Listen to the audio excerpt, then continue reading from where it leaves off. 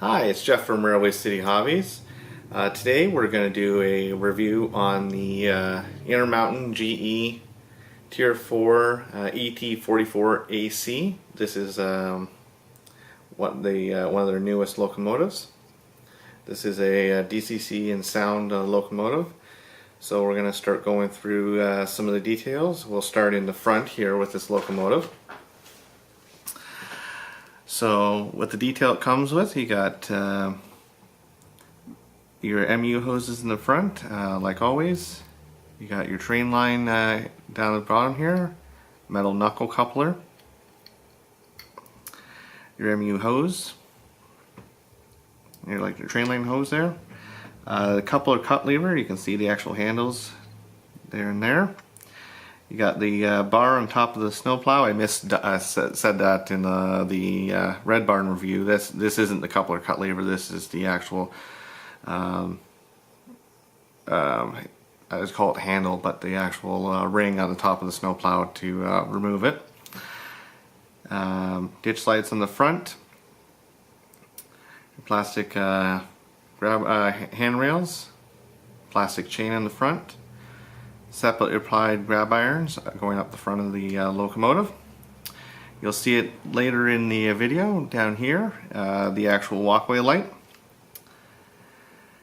Separately applied grab iron here in the front. Your standing hatches up on top. Multiple grab irons up on the hood of this locomotive. White grab irons above the windshield. Very fine detail, the windshield wipers themselves, two on the other window. As you can see, you'll see in the side that the windows are tinted. We're going to turn this to the side here. You can see the actual edges of the steps are all painted yellow, and the actual stair kicks are yellow.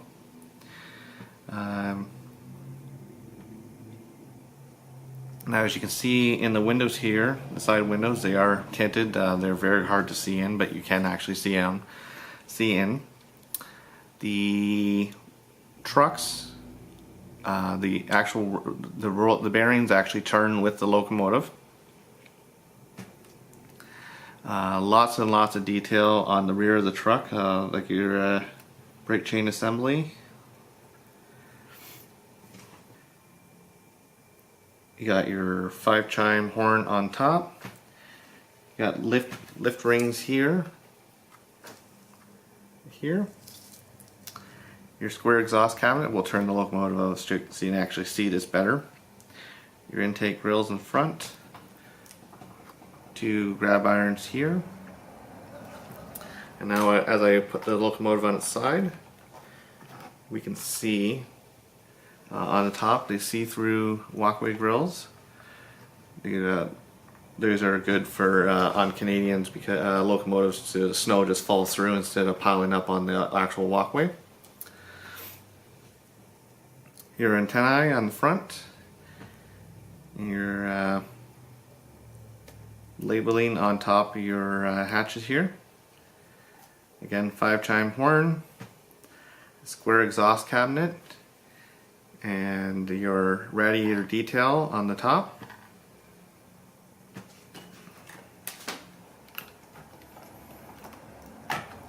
We'll go to the back now. On the rear, again, you got your MU hoses on the other side, train line, master. I can't remember if that's master. That hose there. Spare knuckle holders.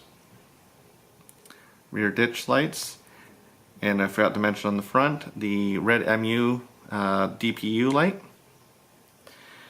the number board above on the actual I call it the rad wing, and more separately applied detail, the grab irons in the back, and you can also see your MU hose, not your MU hose, your coupler cut lever there on the other side, metal knuckle coupler in the back. Step, it does not go up or down, it actually is fixed. I'll keep going around here. Your air tanks down here. and louvered battery boxes by the looks of that. A little bit of piping here on the rear truck. So overall, very nicely detailed locomotive. When the actual scale trains locomotive comes out, we'll actually do a full comparison, see which one has the most detail. So with that, we've gone around, showed just an overview of all the detail that comes equipped on this locomotive. We're going to put the locomotive on the track and give it some power. So we'll just do this right now and go through some of the lighting and sound functions.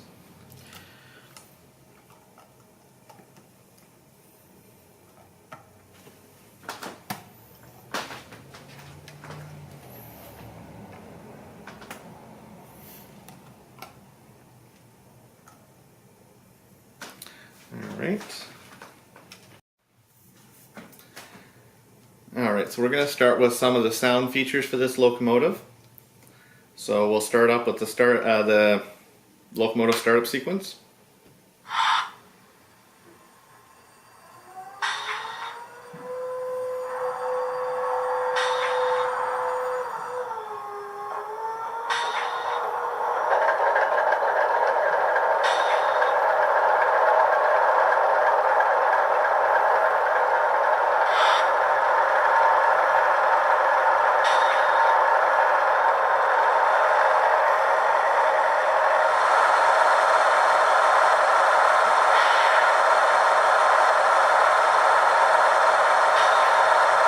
Alright, now it's up to operating.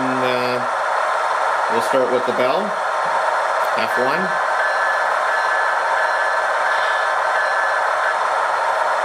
F2, when you sound the horn, it'll automatically sound the bell for you as well.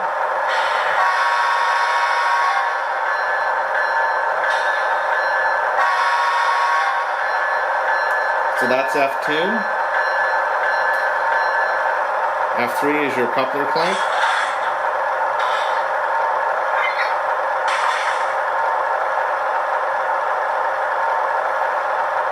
F13 is the electric handbrake.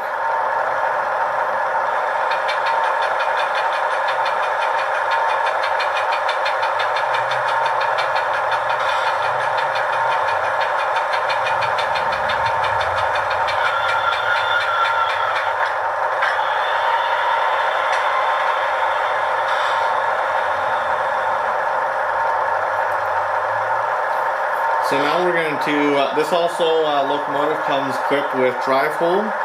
So with that we're going to lock the locomotive at speed step 0 so we can hear the prime mover.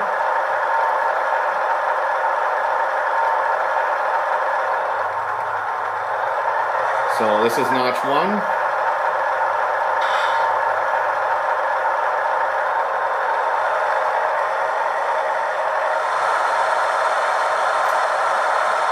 This is notch 2.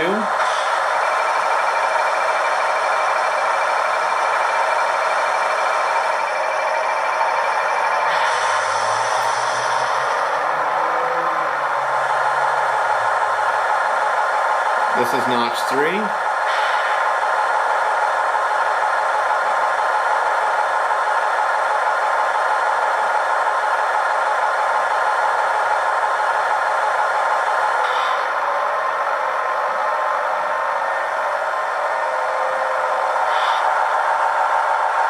Notch 4.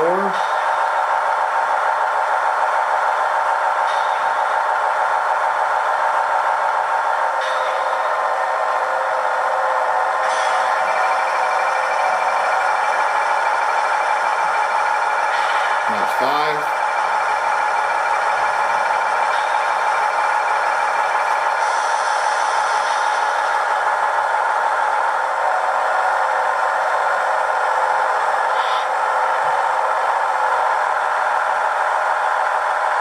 Notch 6.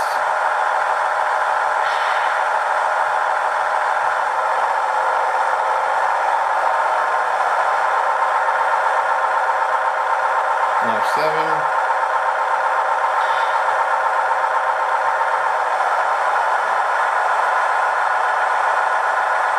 And notch 8. So we'll put it back down to idle.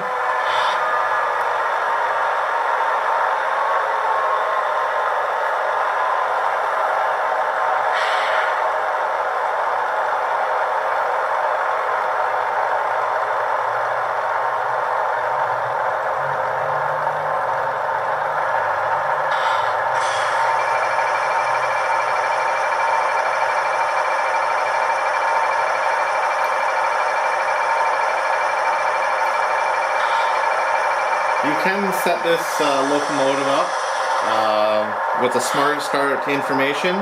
Right now, with a smart start, if it's idle for a certain amount of time, it'll actually shut down. So you can set this. I'm just going to bring the instructions over.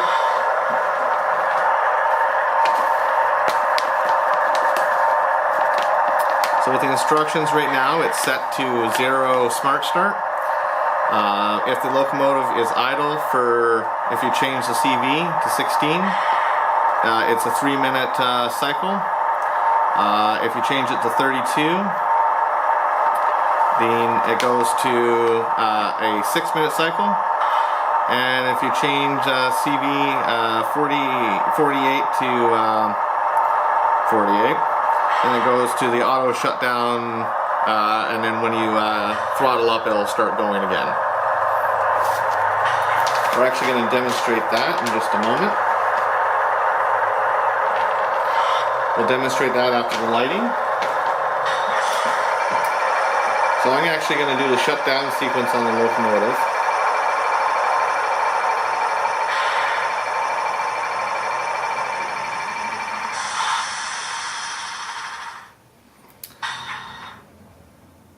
Alright, now that the locomotive shut down, we're going to turn on the front light.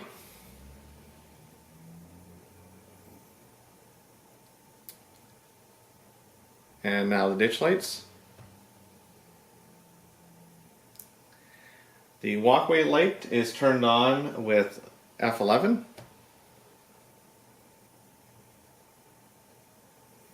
The DPU light is turned on with F12. Now it's going forward, so right now the actual DPU light just lit up on the rear here.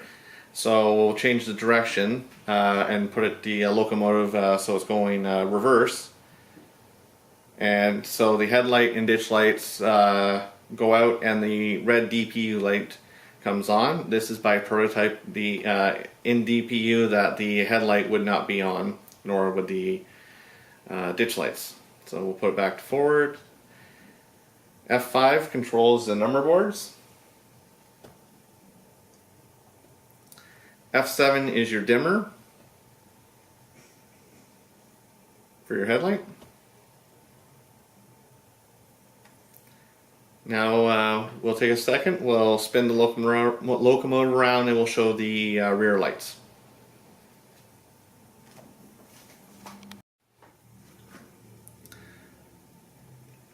Now that we have the locomotive, the long hood facing the camera, we'll turn on the light, so the DPU light. So right now the locomotive is going forward, so the red DPU light would be on in reverse. And we'll turn on the ditch lights. So now we'll put it in so it's going long hood forward. So then the ditch lights and the pilot light come on and the DP light will go off. So now we're going to set up the locomotive for a pull test. We're going to also weigh the locomotive. So stick with us and we will we'll be back with the pull test.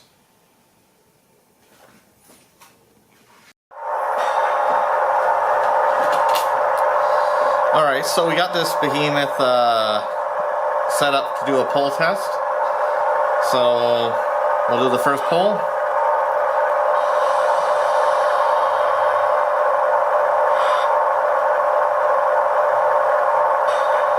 $105 grams.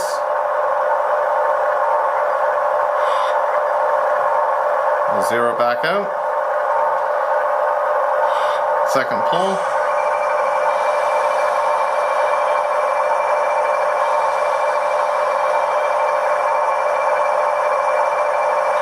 Another 105 gram pull.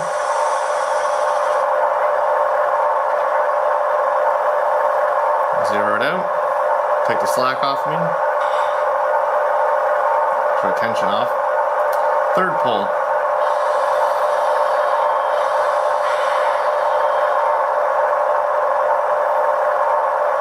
Another 105 gram pull. In comparison, I don't think I've ever seen something pull 105 grams, honestly. Mostly it's usually like the 80s and 90s. 105 is some serious puller. So we'll get this flipped around. Just manually.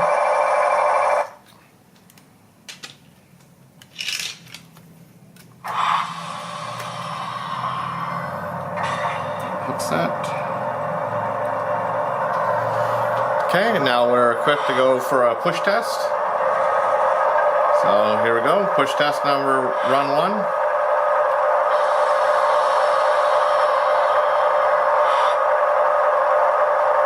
100 grams.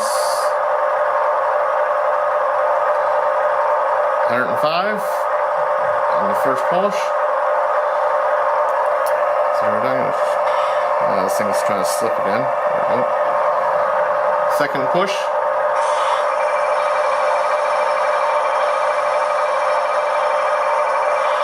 Another 105.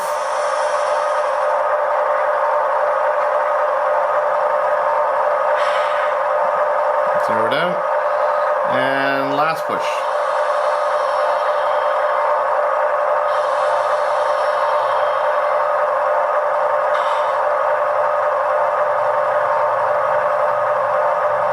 We're at 100 grams, 105 grams. So we're getting consistent even push and pull at 105 grams in the pull bar and the push bar, which is substantial. Again, haven't seen it before.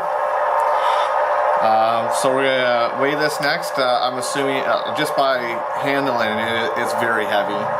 So we'll get the scale set up and we'll put it on the scale and see how much she weighs. We'll be right back.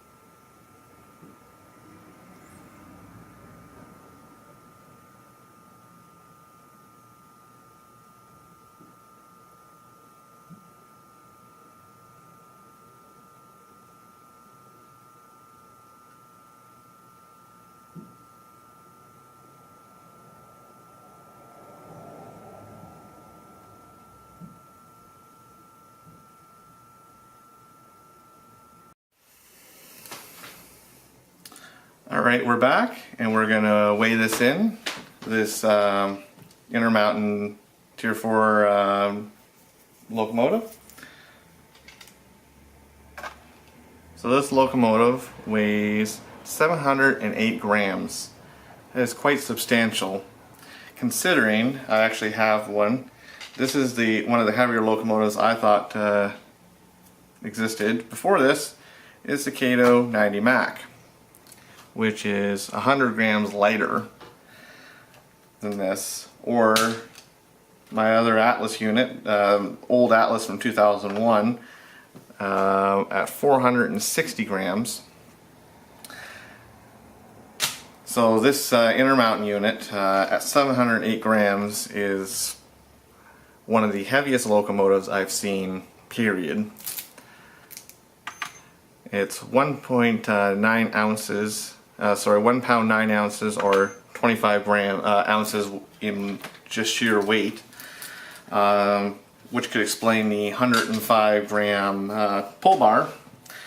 So this locomotive will be able to pull anything you put in front of it, and it's got lots of traction effort because of all that weight on the wheels.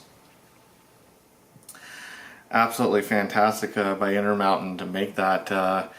I know when I talk to the engineers that actually operate these locomotives, they say be careful operating these locomotives, because if you notch up too quickly, you'll cause some damage below your wheels, just because they can just torque. They have such good torque management that this is a replica, or like a good replica of the actual locomotive. I've never seen something be able to pull that much in just by the sheer weight of it. It's going to be a great puller for anybody that wants to pull some super long trains, even on the grades. So this concludes our short review of the Intermountain GE Gevo Tier 4. This is the CN review. We will be doing a BNSF review as well. And when the scale trains locomotive comes in, when they come in, I believe it's going to be early September, we will do a comparison between the two. We'll do a sound comparison, pull, weight, just a full comparison. We'll do even like a slow, I'm going to try to do it like a split screen where you can see both locomotives from the side slowly creeping by, so you can look at and see and compare the differences. I do know a difference just off the hop with this. Intermountain did the square compartment, and they didn't go to the higher numbers because of then after 3045 and up, they were manufactured with a angled exhaust compartment. I hope this review it was informative, and please shoot me an email or comment on this review or any other reviews. Let me know what you think, and so we'll see you later on this month or early September when the Intermountain, the Scale Trains Tier 4, I get them confused all the time. The Scale Trains Tier 4 comes out, and also stay tuned, we will be doing the BNSF review later on this week. Thank you, and happy modeling.